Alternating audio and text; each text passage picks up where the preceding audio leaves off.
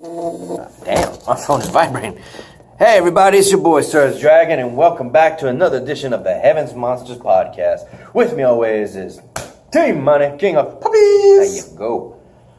This time around, we're going to review April 8th and 9th of 2019, Monday Night Raw and Smackdown. So let's hit it off. Let's see if we can run this real quick. First off, starting up Monday Night Raw is Seth Rollins and Kofi Kingston celebrating the fact that they won their individual titles at WrestleMania.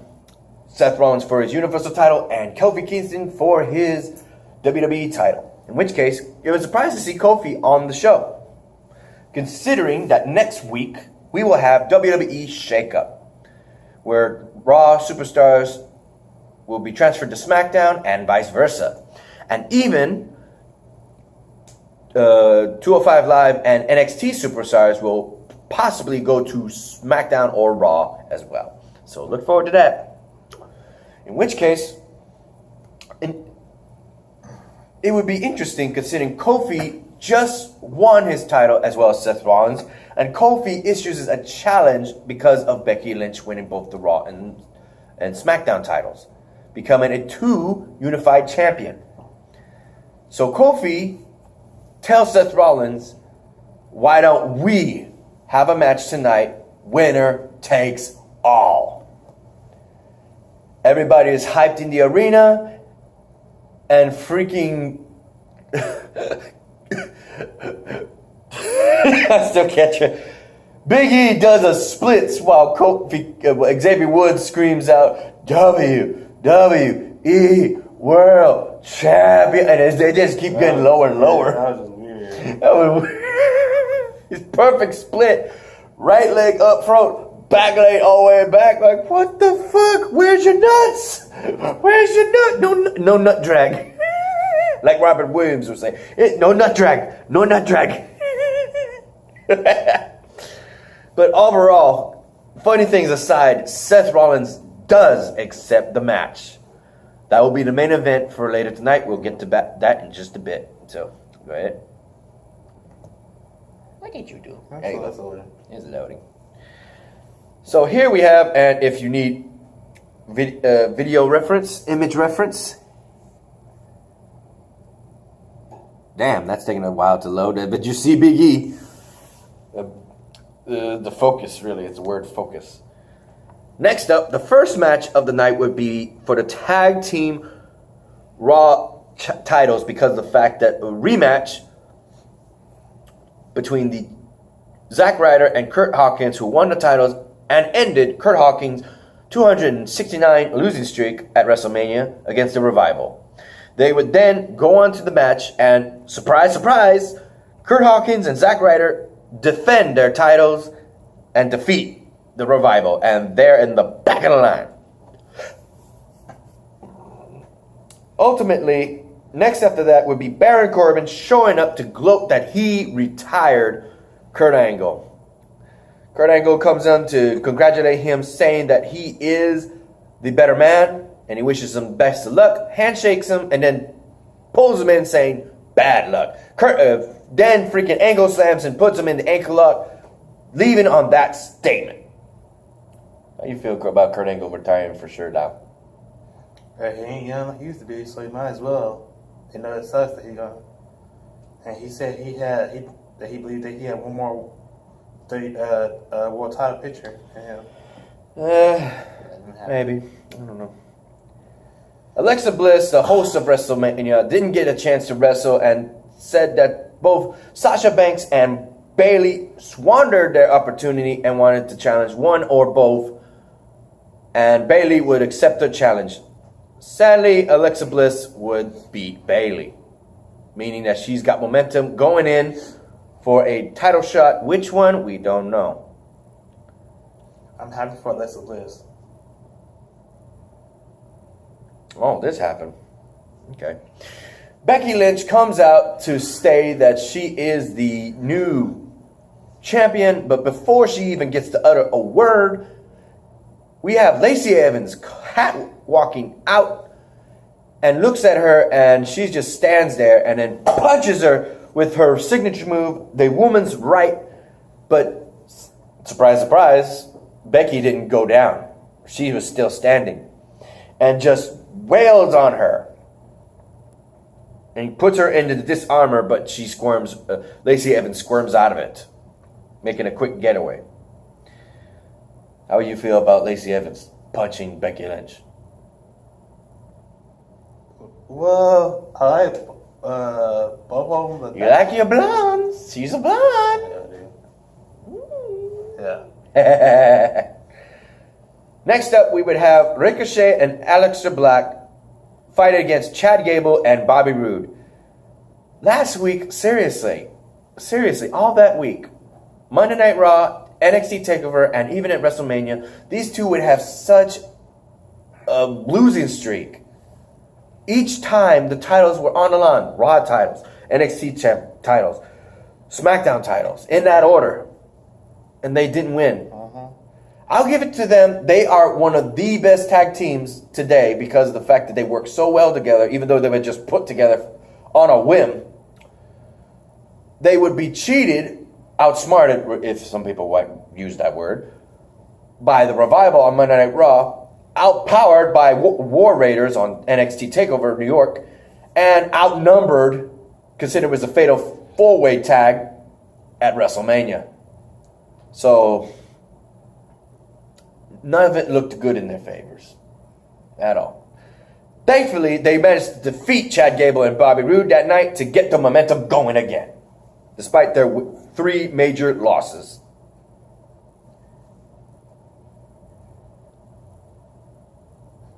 I don't know what to tell you about this, except I think it's the return of Bray Wyatt. We have a smoking box in the dark with a turkey head, just the puppet is rubber, and he's moving like this while laughing. Like that. I don't know. That's Bray Wyatt. That is Bray Wyatt's alley. That's seriously his go-to kind of thing. Is he coming back? No word, because he's still hurt, man. That could be someone else. You never know. That sounded like his laugh, though. I gotta give you that. That sounded just like his laugh.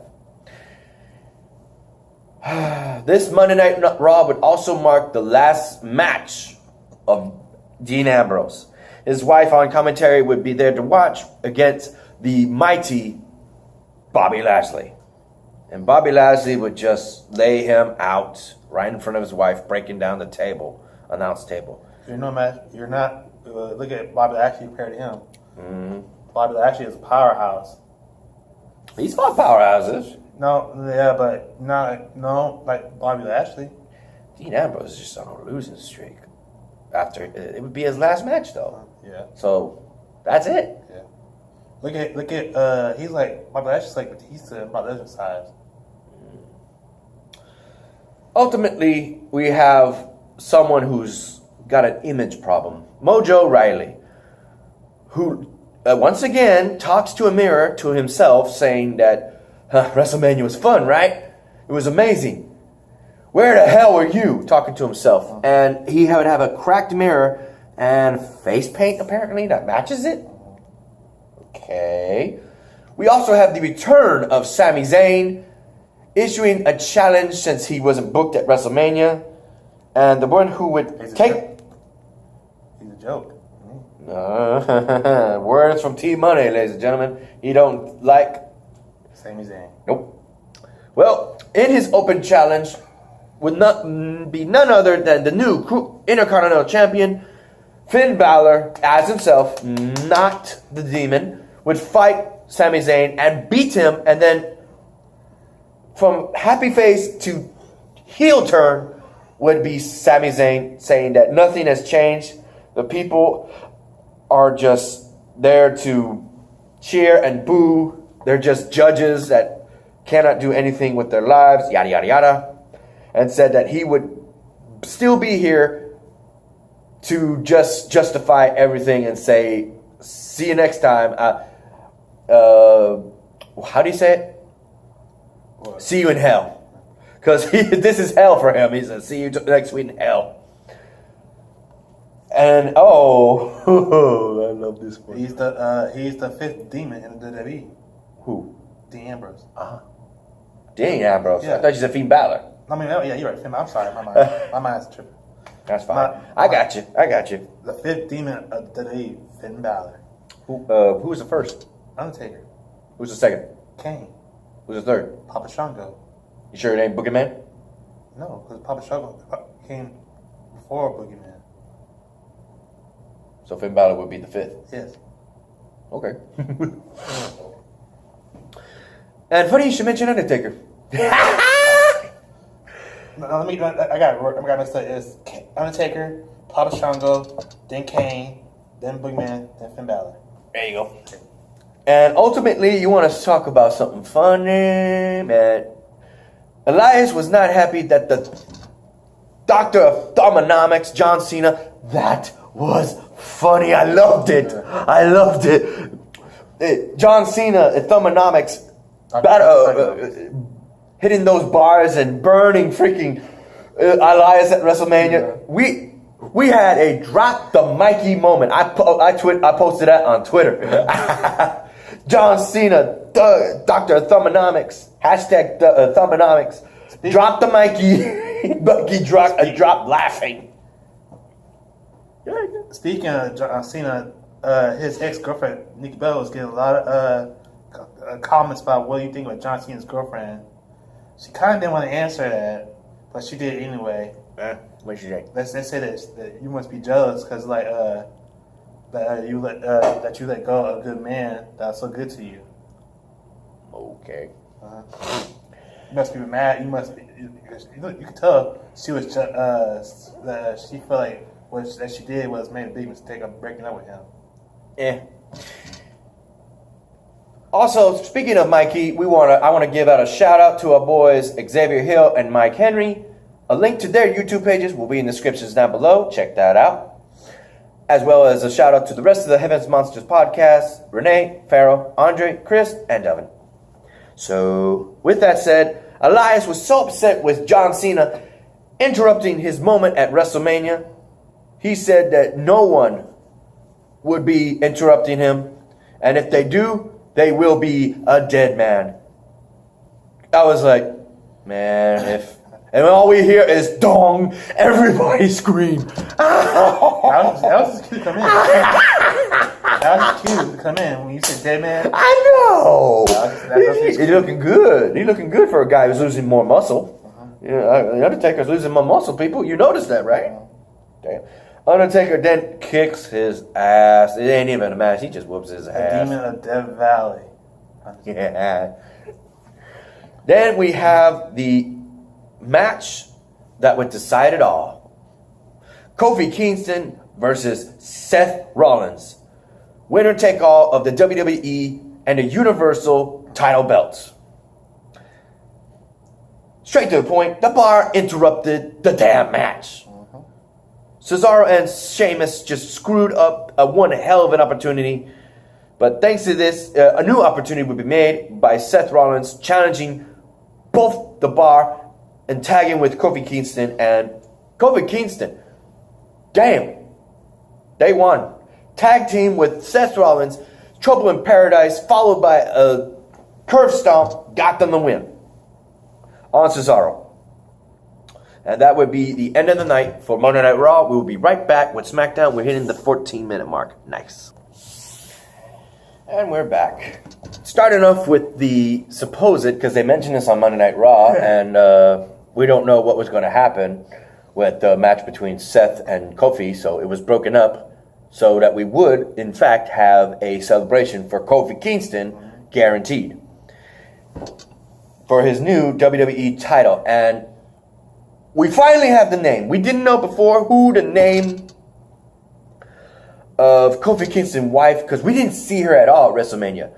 But she's there at SmackDown with her two sons. And her name is Chichi or Tete. Something like that. Yeah, that's what some wrestlers do mention their wives' names. Some people do mention their wives' names, bro. I'm trying to see. Some people do. They mention the wrestlers' wives' names. Mm-hmm. They do that with Shawn Michaels. AJ Styles, Randy Orton, and Stone Cold, and Undertaker. There you go. Yeah. In which case, ladies and gentlemen, it would be interesting because here comes the party crashers of last Monday Night Raw. Would be the Bar stating to Kofi, you should thank us because you were this close to losing that title you just won 24 hours ago. Now, 48 hours ago in Tuesday night. Honestly, it would be good to see if they put Sheamus back on top. Or Cesaro. He hasn't won a world title yet. Well, I'm talking about like, cause yeah, I know. yeah, Sheamus looks like he's more like a tougher opponent for Kofi. Cause look how built he is. I said Randy Orton too. Well, between the two, the Bar would then challenge the New Day on a 6-man tag match. Big E states that, I don't know if you did your math wrong, but you got 2 guys, we got 3. Where the hell's the 6? They would call upon somebody from Monday Night Raw as their ally. None other than the Scottish psychopath, Drew McIntyre. And you think about it, Scottish, Drew McIntyre. Irish, Sheamus. Swiss, Cesaro. You got a freaking group that's freaking European right there, the UK. The UK Union right there. Ooh, that's a good title. UK Union there. Hey, hey. They're not from NXT UK, but you can call them that. Well, actually, If those 3 are put together, they could be still called the Bar or the UK Bar. Or UK Union Bar, or whatever you call it. Just call them Bar like a third member, like With the Big Show. Yeah. Well, Big Show ain't with them anymore. He's doing his own thing. Yep, they screwed that over. Next up, we would have Aleister Black, Ricochet, teaming up with Mustafa Ali and versus Rusev, Shinsuke Nakamura, and Andrea. I used to be a fan of Nakamura, but then not no more. Ultimately, despite the showmanship of all 3 of them sitting down together when Aleister Black went Indian style, that was pretty much the show right there. Everybody was screaming. It would be thanks to Mustafa Ali that they get the match at the end. But then, out of nowhere, we would have Randy Orton literally come out of nowhere and RKOing Mustafa Ali. You'd think you would see him. He didn't. And then Rusev's in the ring. And here comes Kevin Owens giving him a stunner. They're just showcasing themselves for the shakeup that comes next week. On the, 15th. Because Game of Thrones is this weekend. This sundown, the 14th. And I got to go Pokemon Go this Saturday on the 13th. So. And the new episode of Arrow, isn't it? Come back on, 15. We'll see. Because ain't no more Supernatural. I wasn't that much into the show. Okay.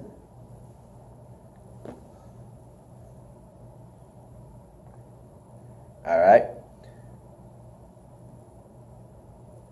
Next up, we would have R-Truth and Carmella in the ring, celebrating Carmella's victory as the new WrestleMania Women's Battle Royale champion. As a second, really. She's a second now. Well, Carmella is, you just call her the Battle Royal trophy winner, not champion, bro. Yeah, I don't even know the name for it yet. They have a name. It's Miss WrestleMania. That's not what they called it. They call it any other name, bro. But that's what they call it. They called it a Battle Royale winner. They're like WrestleMania Battle Royale winner. I was like, okay. Some because they went off script. No, everybody went off script before and after and during. But you don't know this. I saw this. I read this. Miss Man goes up to him saying, "Why are you going off script? You're not supposed to do that." Just like they did something with John Cena. Yeah, even it says here, Battle Royale victory at WrestleMania. They didn't call it Miss WrestleMania. Who called it that? When they couldn't think of a name that time, when it was originally known as. Well, apparently they changed it again. It's not WrestleMania. That was just one thing with Santino as his posing as his sister. No. I'm talking about the Battle Royal trophy winner, because, you know, they had their own Andre the Giant thing, and the women didn't have anything. They got to give it a proper name later. Yeah. Because they can't call it somebody Moolah or whatever, because they didn't like that. So they had to change it to something. They had to call this mess. Yes, I know. We ain't got enough time for that. I know. In which case, they were interrupted, R-Truth and Carmella, by Samoa Joe, who wanted to make his statement like everybody else, like Randy Orton and Kevin Owens, and said that wherever he goes, that he will own everybody. That there is no one who can stop him. And then you hear Braun Strowman's music. And Braun Strowman is in there just whooping freaking Samoa Joe, and he gets the hell out of Dodge. We're like, damn. You want a competition, you got it. Oh, and before that, we had, well, never mind. Not cutting myself ahead. I'm thinking he came out after that. Nope. We would then have the Iconics celebrating the fact that they are the new women's champions after winning it at WrestleMania. Women's tag team champions. Thank you. I'm getting crazy here. Crazy because this is interesting. It would be Paige in the background that actually says that she's bringing her own tag team to WWE to get those title belts. You have anybody in mind that she's talking about? From NXT or somewhere else? Probably somebody from somewhere else. Probably people she knew. Yeah, because the Iconics fought somebody from that hometown of New York. The Brooklyn Bellas. Like, okay. It would then be... Okay, why is it saying that again? It would then be Shane McMahon grabbing the announcer and having him repeatedly say in his introduction so he can get it right. I've seen that before. Let's just do that to announcers and referees. Miz didn't show up at the time. I guess because he's still injured or something like that. After the WrestleMania, for sure. It would then be the Usos defending their titles right after WrestleMania against the Hardy Boys. They didn't get the fight over there at WrestleMania, so yeah, I guess so. Well, yeah, because they went to Battle Royal thing. Yeah. Ultimately, it would be the SmackDown champions, the Usos, losing their titles to the Hardy Boys, making the Hardys, if I'm not mistaken, 8-time tag team champions and gaining the SmackDown titles, just like they did at WrestleMania for last year when they obtained the Raw tag team titles. Now they got them both. The only ones they don't got now is the NXT tag team titles, and I don't think they're going there. No, because they... Or the UK tag team titles. Because they're legends, bro. You didn't put those two in NXT, and they said that they ain't go there. They said to themselves they're not going to go there. They want to go either Raw or SmackDown. Well, I didn't mention this. On Monday Night Raw, after Kurt Angle, because they didn't show an image here, they didn't mention his name. So Kurt Angle on Monday Night Raw, after he I thought he left that statement and I forgot. Right after Kurt Angle beat the living hell out of Baron Corbin, freaking Lars Sullivan, we haven't seen him since they advertised his ass. It's been months. And he attacked Kurt Angle. Because they put him on hold, because remember how he was supposed to come? They said that that was a mistake. And then he would attack the Hardys. I was thinking Braun Strowman was to come out and fight him next. Nope. He attacked 2 Attitude Era fighters. 3. No, well, okay, 3, yeah. If you count the Hardy Boys as 2, yeah. Duh. Yeah, you're right. And Kurt Angle and the Hardys, damn. Because you gotta go after the big dogs who revolutionized the WWE history. After that, it would be Becky Lynch stating that she knows that after being assaulted by Lacey Evans, that she's got 2 big bullseyes in both those title belts, that she's going to take on everyone. After walking off stage, Lacey Evans attacks her from behind with the woman's right again, this time doing hellacious damage, knocking her out, and then walking away. Damn. That was good. Next. I got it.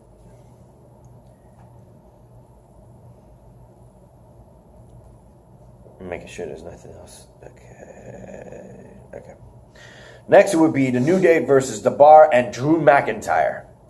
Ultimately, Drew McIntyre was dealt with later on, along with Cesaro, and Sheamus was left in the ring alone with Kofi Kingston.